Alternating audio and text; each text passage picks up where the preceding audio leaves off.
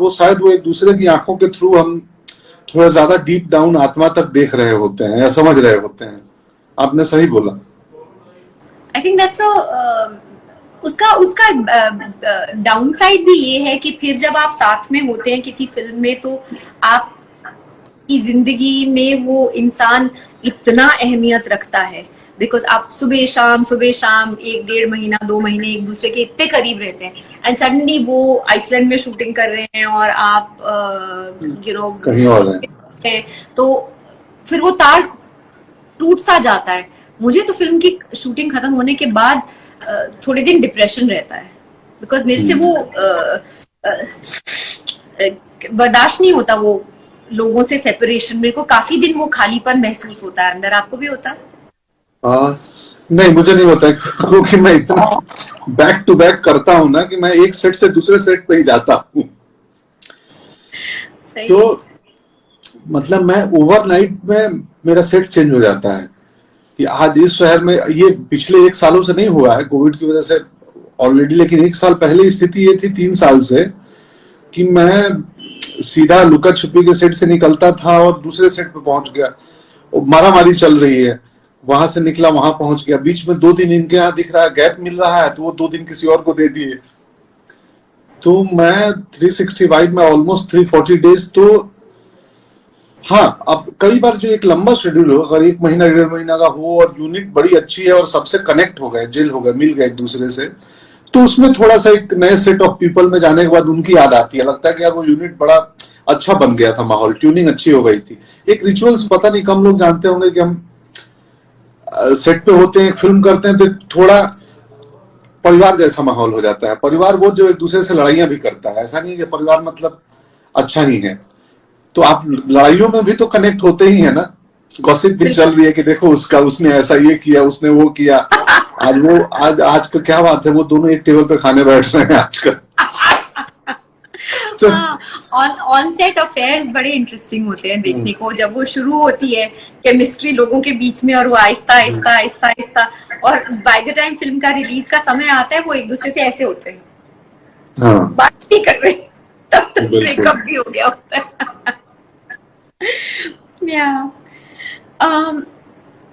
What is ये मेरे को आपसे बहुत क्यूरियोसिटी है जानने की कि आपका फेवरेट एक्टर और एक्ट्रेस कौन है, इंडियन हॉलीवुड जहाँ पे भी? हॉलीवुड तो मैं बहुत कम देखा हूँ, 4-5 फिल्में ही देखा होगा, 4-5 भी ज्यादा ही बोल रहा हूँ।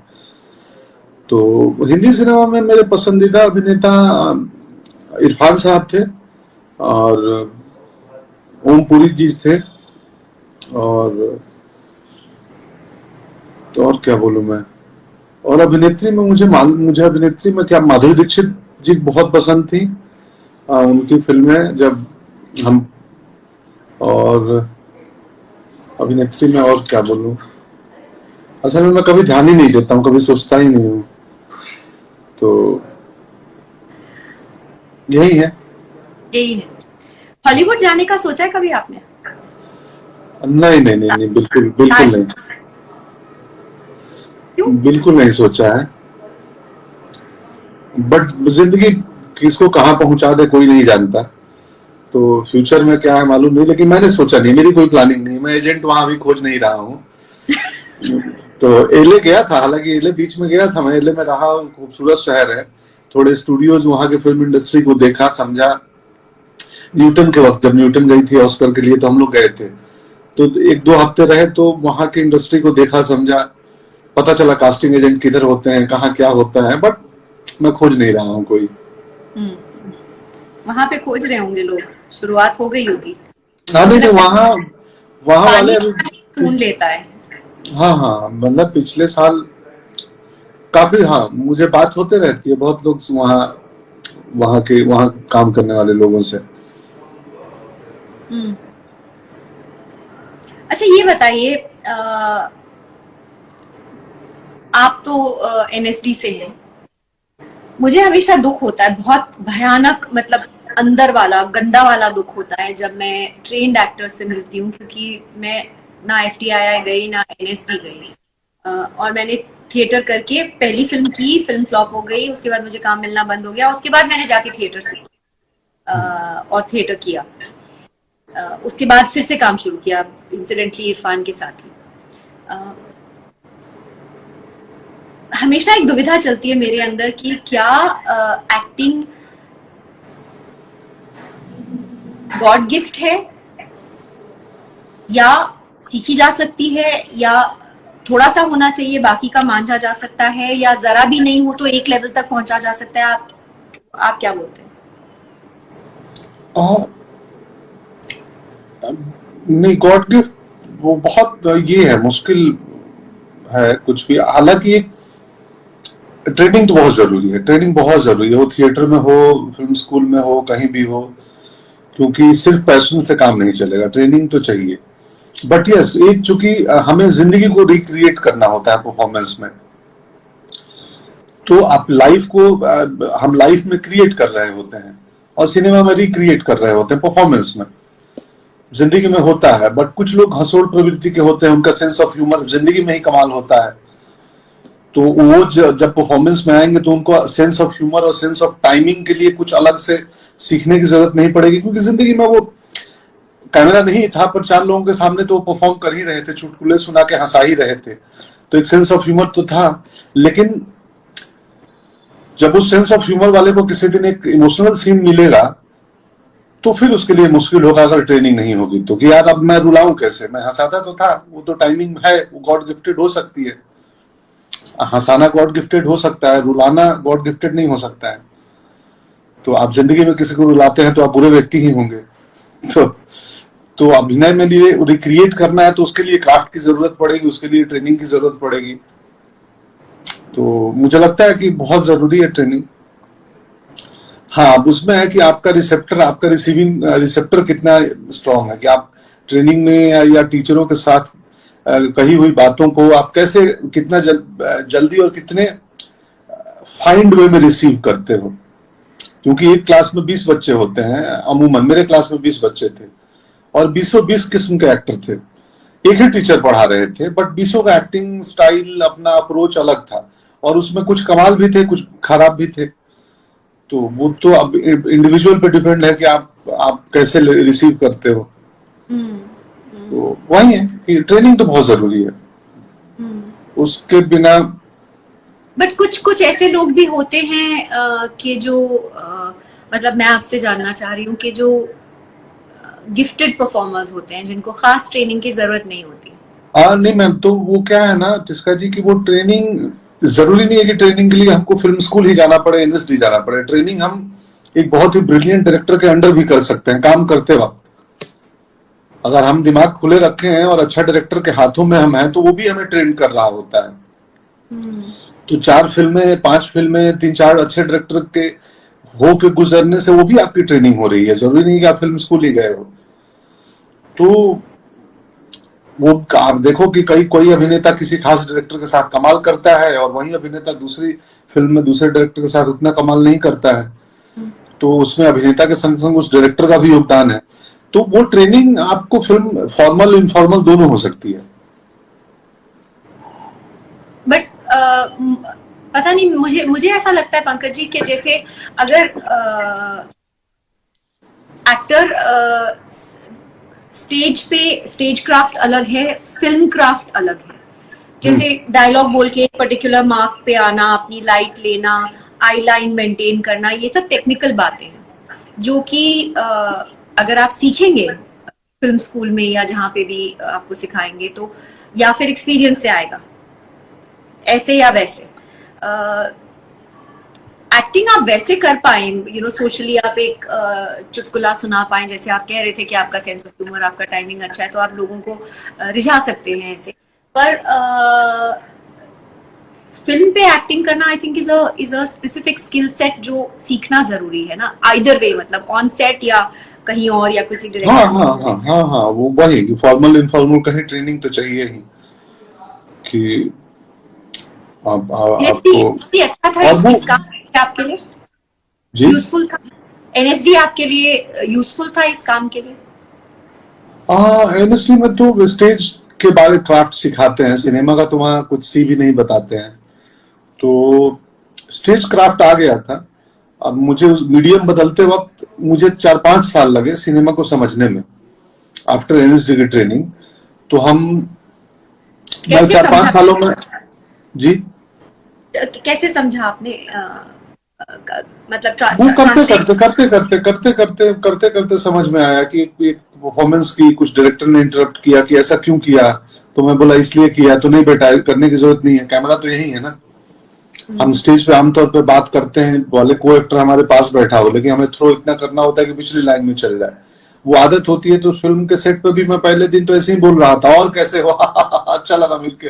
बोला अरे क्या कर रहा है? मैं बोला क्यों? बोला ये तेरे पास बैठा है ये आदमी, कि तुम जिससे बातें कर रहे हो यहीं बैठा है। तो मैं बोला अच्छा। तो साउथ मुझे याद वाला आ गया। आपने कान में उंगलियां लगा के बैठा हो उसका। और मेरी ट्रेनिंग उल्टी थी, बिकॉज मैं पहले फिल्म से गई थी, फिर स्टेज पे गई थी। तो जब जब मैं हाँ, स्टेज पे बोलती थी तो डायरेक्टर मुझसे सुनाई नहीं दे रहा है किसी को, मन में एक्टिंग मत करो, लोगों को दिखनी चाहिए लोगों को लास्ट में दिखनी चाहिए, क्या पता। यस करेंगे। Yes yes. फिर जब मैं वापस आई, in fact I was doing a film with Irrfan only called Qissa, जिसमें अब मैंने 5 साल थिएटर किया था, उसके बाद मैं ये फिल्म करने आई किस्सा। तो इरफान बोल रहे इतनी जोर जोर से एक्टिंग क्यों कर रही हो तुम? तो because you are over expressing, and then I had जैसे टू टेक, रिकैलिब्रेट करने के लिए टाइम लगता है थोड़ा सा। करेक्ट, जैसे वो किस्सा के डायरेक्टर हैं अनूप सिंह, मुझे बहुत पसंद है वो। और जो जैसी फिल्में बनाते हैं वो, जैसा उनका अप्रोच होता है साउंड को लेके और विजुअल्स को लेके, तो अनूप सिंह जैसे दो चार और भी, तो वहां भी बहुत कुछ सुनते हैं, सीखते हैं कि अच्छा इसका क्या विजन है, कैसे बना रहे हैं, क्या कर रहे हैं, क्यों कर रहे हैं। तो हाँ हाँ, वो समस्या होती है। मुझे भी 4-5 साल लगे थिएटर से सिनेमा के टेक्निक को समझने में, और वो कि क्या करना है, कितना करना है, इम्पैक्ट क्या होगा इसका, ये कैसा दिखेगा। तो बीच बीच में मैं अब एक्सपेरिमेंट करता रहता हूँ। मेरा खुद का बना हुआ मॉडल को, तरीके को मैं चाहता हूँ कि इसको ब्रेक करूं। तो कभी कभी सिनेमा में भी मैं ओवर द टॉप जाने के प्रयास करता हूँ कि कोई ऐसा रोल करें जो कि थोड़ा ओवर द टॉप हो, कैरिकेचरिस्ट हो। तो तो और किया था लुका छुपी में, मैंने एक किरदार किया था वैसा ही, क्योंकि मुझे ब्रीफ लगा कि ये लोग कपड़े इतने प्रिंटेड लाए थे, लाल पीला हरा। तो मुझे लगा ऐसा क्यों, कपड़े इतने क्यों? बोले सर बहुत लाउड आदमी है। और लक्ष्मण उतेकर डायरेक्टर थे कि बहुत लाउड और कलरफुल कैरेक्टर है। तो मुझे लगा कि गुरु ये मौका है, करो थोड़ा ज्यादा। तो मैंने उसमें की पूरी फिजिकल एक्टिंग की। I'm excited to मैंने थोड़ा सा ही उसका एक झलक देखा, लुका छुपी मैंने पूरी नहीं देखी है, बट आज आज ही देखूंगी मैं उसको। I'm just gonna बहुत बहुत सारे गंभीर जो क्रिटिक्स है उनको पसंद नहीं आया था कि तुम क्या किए, पर बहुत लोगों को बहुत पसंद आया। तो कह रहे यार कमाल किए। तो या अच्छा, एक सवाल और है जो जो मुझे सताता है, सताता है, या मैं इस बारे में अक्सर सोचती हूँ कि क्या एक अच्छा एक्टर होने के लिए अच्छा इंसान होना जरूरी है या नहीं है? नहीं, अच्छा इंसान होना जरूरी नहीं है, लेकिन अगर अच्छा इंसान हो तो सोने पे सुहागा वाली बात हो जाएगी कि वो काफी सही होगा। लेकिन अच्छा इंसान होना जरूरी नहीं है कि वो वही टेक्निक क्राफ्ट की, क्योंकि अच्छा इंसान का क्राइटेरिया ही बहुत मुश्किल है कि कौन अच्छा इंसान है और कौन बुरा इंसान है। तो तो उसको हम इतना ग्रे है।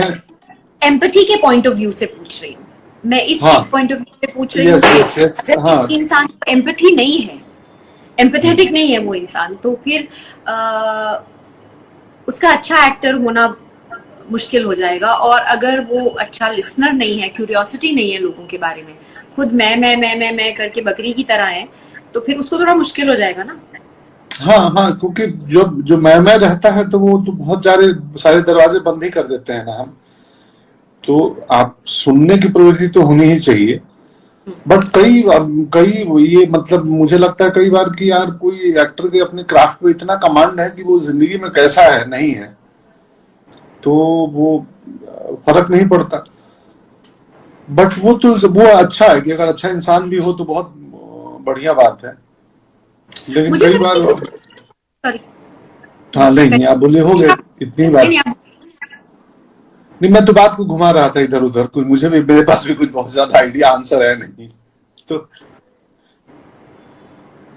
नहीं, मुझे मुझे ऐसा लग रहा था कि कैमरा एक ऐसा आजकल जब मैं कैमरा को देखती हूँ तो मेरे मन में एक अजीब सी भावना उत्पन्न होती है कि वो इतने इतने पहिए पार्ट्स और इतनी सब चीजों से बना हुआ एक चीज है, एक्चुअली तो बेजान चीज है, पर उसमें बिल्कुल। ये क्षमता है कि वो आपकी